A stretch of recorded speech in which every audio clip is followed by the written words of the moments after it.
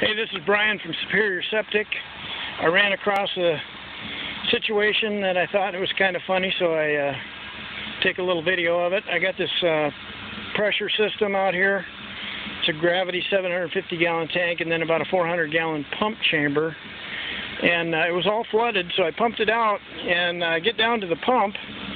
And when I get down to the pump, I find the pump cord is wrapped up and the plug-in is just sitting down in the tank. It's never been plugged in. Let's see that.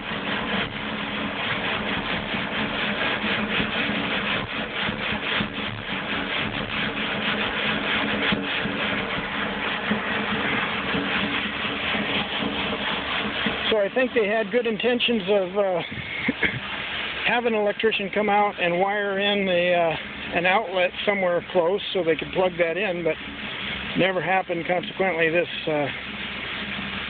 home has never had the use of the pump. Unfortunately, it's like a mother-in-law apartment, a second dwelling on the property, and they use it as an office, so they very rarely had been flushing the toilet, but when it did flush, it was just coming right out of the top and leaching into the surrounding soil. Anyway, Brian at Superior Septic, thank you.